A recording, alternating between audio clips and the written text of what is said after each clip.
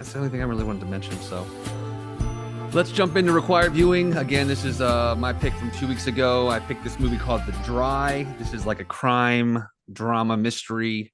Came out a couple years ago, and it's just one of those things that popped up on some top 10 lists at the end of the year. And I think I'd seen like Eric Bana post a couple things about it, and I just never got around to seeing it, and this was an opportunity to finally watch it. I feel like I started it once or twice, but just never had an opportunity to finish it. But had you guys ever heard of it before I mentioned it, or No. any awareness of it at all? Okay, cool. Okay, John, what about you? I had seen the poster Okay, and maybe had watched a trailer or seen something about it, but it had no staying power in my mind, in the sense that when you mentioned it, I was not I didn't instantly picture that poster. But when I went to watch it and I saw that image of Eric Bana standing there with the title next to it, it's like I know that I saw that. I don't know if it was on a streaming service or something, but I saw it somewhere where I thought, oh, anytime something seems like it might be kind of a murder mystery thriller, that's an easy genre to sort of. If I like it, it's called a genre because of my name, John. So, yeah. But that's an easy hook for me if it seems to be a well regarded kind of thriller mystery like that, with someone like Eric Bana, who's like a very credible leading man type. So I think I quickly earmarked it as something I might want to see, and then totally forgot about it until you mentioned it. So it definitely falls into that that category. It's like it's got a recognizable actor or actress that it's like, oh, that's interesting, and then it's just that's just a victim of like the onslaught of just the amount of sheer options that we have of what to watch and where to watch them. But I don't know. What did you guys think of The Dry? I mean, especially not having any clue about it. Well, I would actually want to open up maybe with a counter question to that, which is, how do you guys feel about Eric Bana? Like, what do you think of him carrying a film like this, having that sort of, playing the role that could be played in another movie easily by like Matthew McConaughey or Tom Cruise or something like that, but kind of like an old fashioned leading man kind of performance, I thought, in this movie, which I'll start off by saying I think that was like the strength of the movie, honestly, was his sort of quiet strength as he went through the story, and then finding out more about the kind of wrinkles in his story and his flaws. I think that was kind of interesting. What did you think, Ronald, of that key performance? I have to lead with a very important statement. True crime, I normally stay away from it.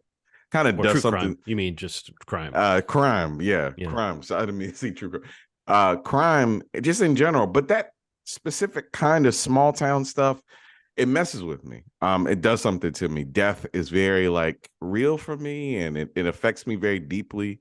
So I try to stay away from it. So like the murder stuff and the murder programs that my wife watches, I try to stay away from that stuff. But right. If you give me a special story that really is telling more than just I also have a problem with like super graphic murder scenes.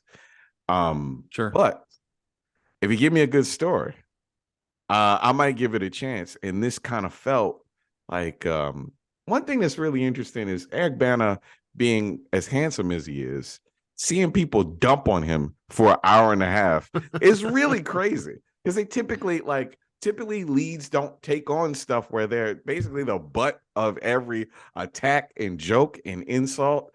And he really takes it on in a way that felt like he really understood the gravity of, people thought that he did this thing, this heinous thing.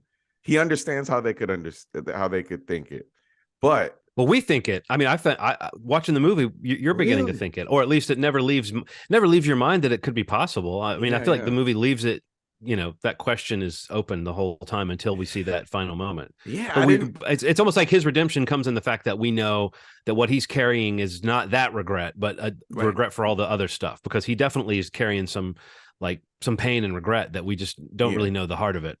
Because they were so hard on him, I knew that he didn't do it. It was so weird. Like they were just like throwing dead animals on the. I'm like, oh my God, what? Yeah, what? This is crazy. But I also understand it's a little kid, man. She was young. Yeah, so you feel the gravity of that throughout the movie, the reactions, the way people tighten up, the way when he comes into a room. I love it. I love the acting. I thought that it was really well done. And I really liked even the people that were terrible, even the the people that were terrible to Eric's character. I really loved them. I loved when he ran into somebody. I'm like, oh, this is a small town. He's going to run into that person again, maybe at this bar. Maybe well, and it's like it's your past coming back to you. I mean, that's almost like a genre of film right there, where it's like someone's home and everyone's like, we never thought we'd see you again, you know. Oh, another 20 years, see you around. I feel like that history too was something that was very mysterious to me at the beginning of the movie. And it's really almost one of those films that it does seem like you could watch it a second time just to know the ins and outs of what you're seeing. Because the first time through, it almost put me off for like the first half hour or so, maybe not quite that long, but I was like having a hard time getting into the pull of the narrative, because I was a little bit like, well, did I miss something? And then I rewound a couple times and realized, no, I haven't missed anything. It's just that they have left certain details open. And then as the flashback started taking shape, it's right around that maybe first act ending, you know, where we're really getting into it, that I started to realize the structure of the movie, kind of what the game of the movie is that you're going to watch the past unraveling at the same time as the present. And then you can guess, but you still won't know until you get to the end. Yeah, and I guess that's what I was gonna say. Like that's the biggest takeaway from this movie, is it didn't hold our hands. It really just kind of lets the story play out from whatever angle it's telling it at this point. It's not gonna be like, hey, look, this person, it's none of that. It's like, we're gonna give you a bunch of information. We're gonna direct you towards some of it, and you make the decision toward the end. And then there's some definite answers on some things, and then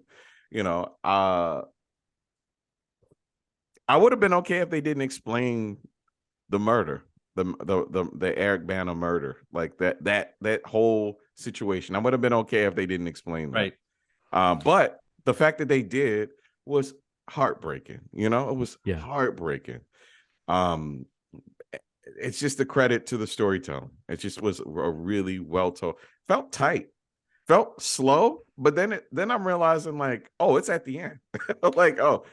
It's because of that. It's that bounce back, like with the flashbacks in the current time. Like it splits the difference at some and point. It keeps it close. It's on character the whole time. What about you, Steve? I mean, this was your choice. I mean, I loved it, actually. Like, I really was happy I finally got to watch it. Your question initially, like, I love Eric Bana. I really feel he's like very underrated and like really just underused in a lot of ways. I think he's extremely funny. I was just about to say, this movie is the one thing he didn't get to do in this movie is kind of show his comic chops, which are so good. But that's the reason I asked the question, is because I kind of wonder, I feel like we haven't talked about Eric Bana much compared to some other actors that have gotten a lot more work. And it's like, why has he not been in front and center in some of these?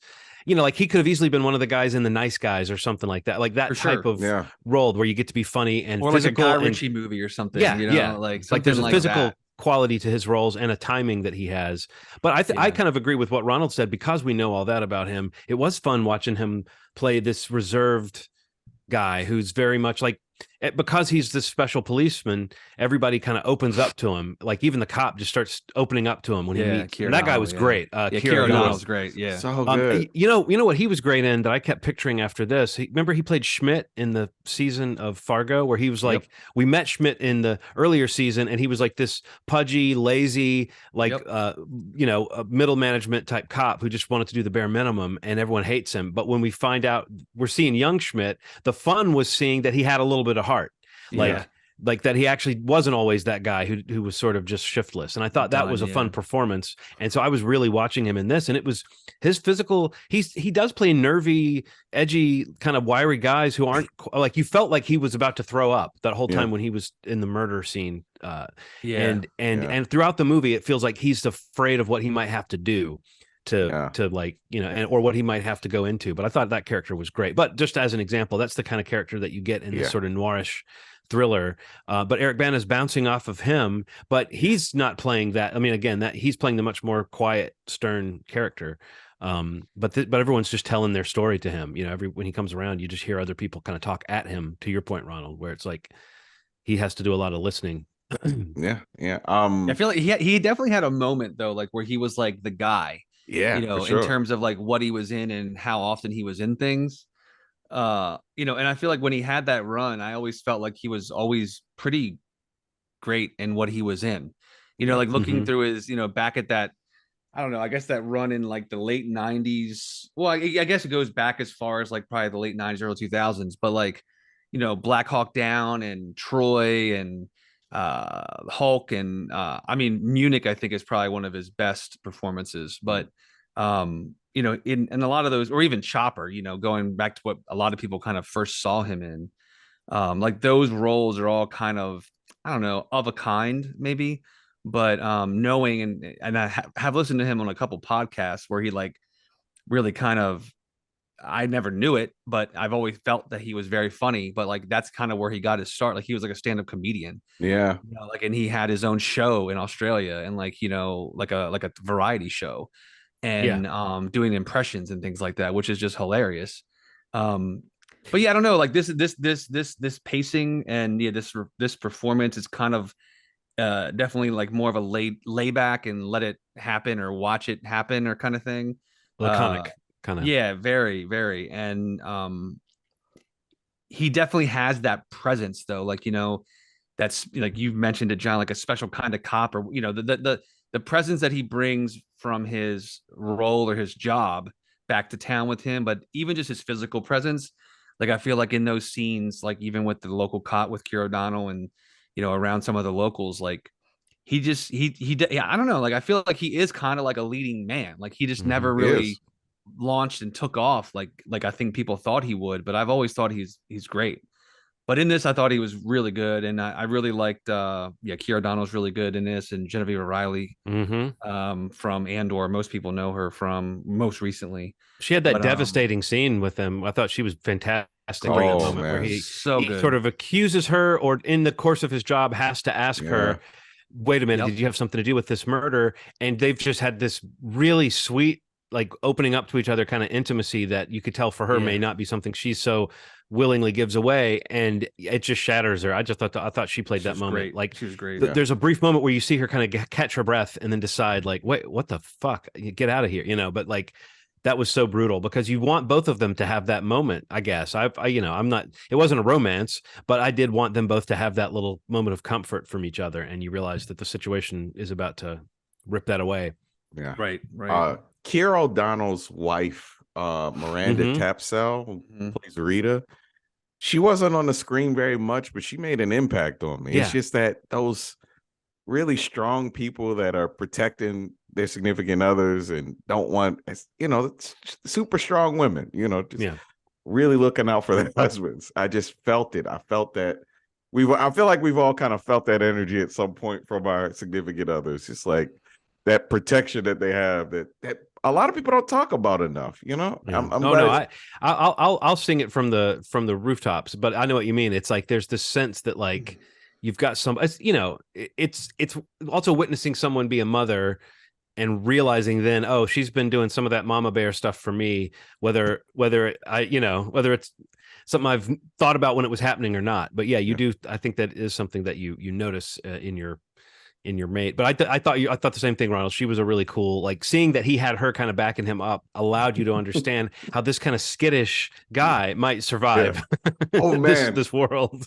There's a scene with Keir O'Donnell that like jumped out at me when he snuck up on Eric Bana.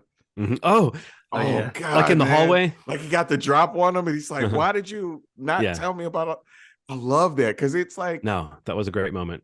It kind of lent itself to the scene with Rita where she's like, he's a very trusting man, and he felt betrayed, and he was taking it out. He was trying to figure it out in real time, but the way he got the drop on him was so funny because he just didn't see him coming from the corner. He just kind of appeared. Well, did you spot him and not know for a split second who it was? Like in the moment in this film, this could easily be some new element or somebody that's coming to like shiv Eric Bana. You just don't know, and then you quickly can see that it's him. But I'm just saying it was for me at the same moment Eric Bana has, which is this moment of like there's someone over there.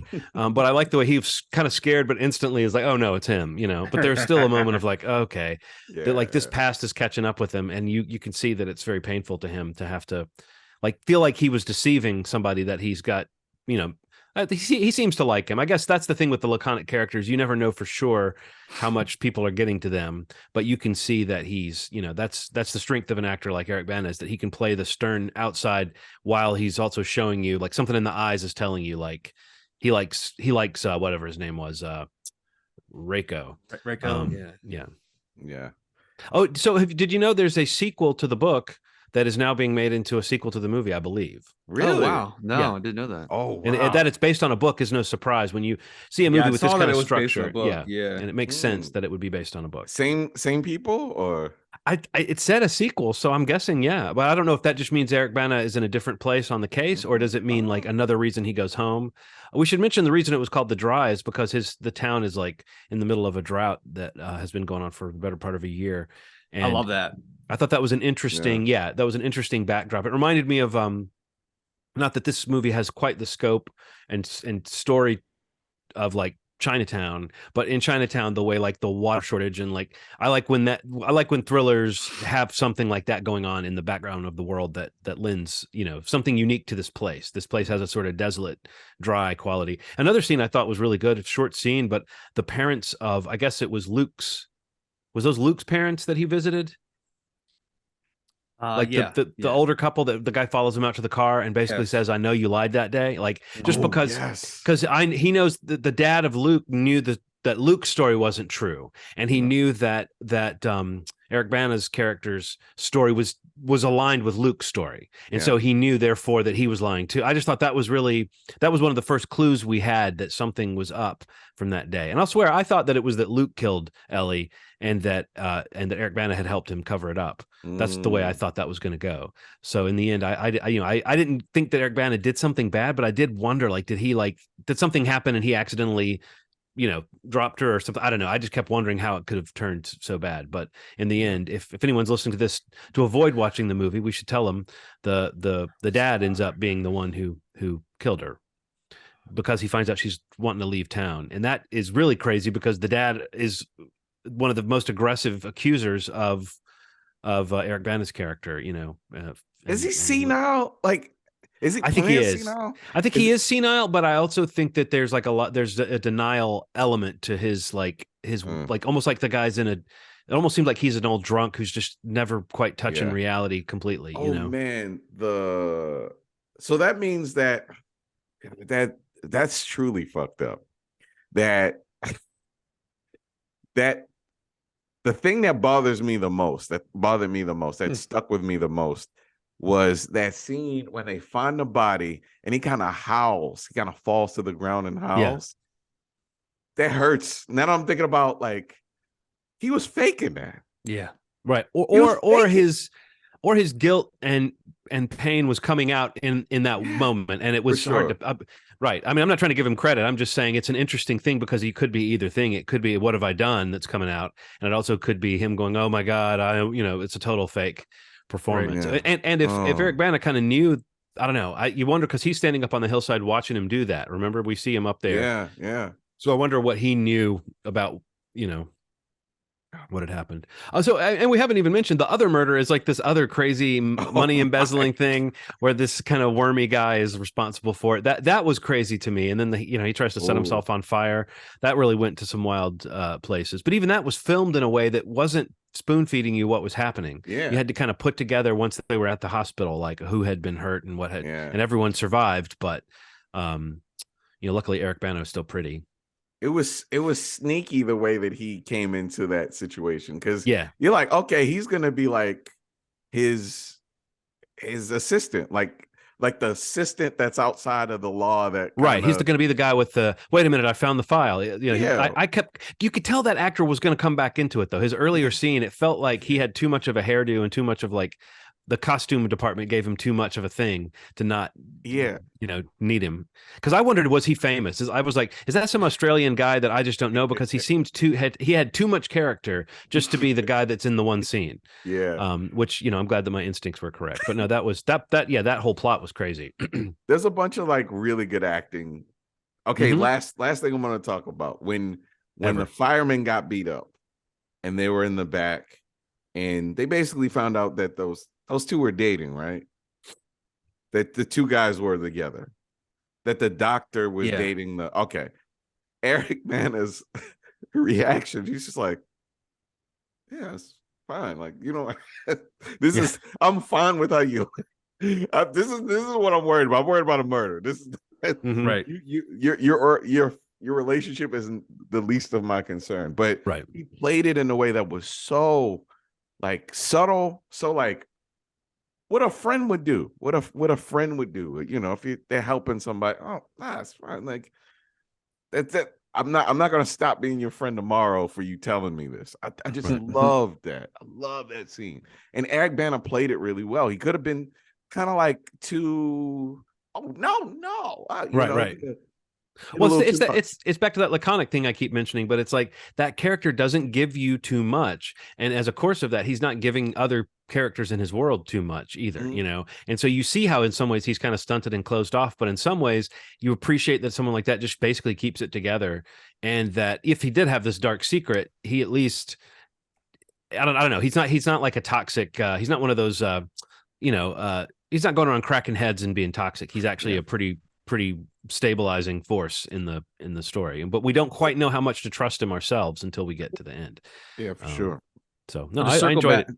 circle back on your comment, John. So there is a sequel, and it sounds like it maybe is already done. Okay. Oh, wow. It's called Force of Nature, Oh, and it was filming in the summer of last year. Okay. And something to note about The Dry, I guess the reason they could make this sequel to the book series into a film was that The Dry was, what did it say? The top 3 films in the country in Australia for the first 5 weeks, which is a pretty rare feat for like a locally produced film. Right, But right. that it was it finished with a $20.1 million local box office haul, making it the biggest independent Australian release of 2021, behind Wow. only Hollywood-backed Peter Rabbit 2, which made Wow. $22 million. So the COVID era box office for Australia, it's the 5th highest grossing film. So for a movie, you know, locally grown, shot everything there. This movie was a big hit there, at least. So I mean, I guess that's kind of where we're at in terms of a sequel. And in the sequel, it looks like Anna Torf is going to be playing one of the characters, Ooh, which is nice. a nice bonus. No, that she's always great. Yeah. So the movie's in post production now. So I'm guessing, you know, at some point this year, probably later this year, we might see this movie. That'd be awesome. I didn't even realize it was a sequel to it. But yeah, I definitely would recommend it if you can find it. I think I said last time it was on, I don't know where you guys watched it, but I know it's available through the Showtime app. If you have Showtime, that's where I watched it. But video on demand channels everywhere else, but you can check it out there. Maybe before Force of Nature comes out, you can watch it. Yeah, it's like a premium priced rental, but I think it's well worth, especially I think it's worth you know, it, yeah. it's like $10 or whatever on Google Play, and then it's $12.99 on Apple TV. So I mean, it's it's priced like a movie ticket, Sure. but you could probably have a nice enough television that you can imagine that's what you're having is a movie experience. But it's I definitely think it's worth sitting down and like if you are in the mood for that kind of adult drama / thriller type film that's going to not insult your intelligence. I think this is that movie.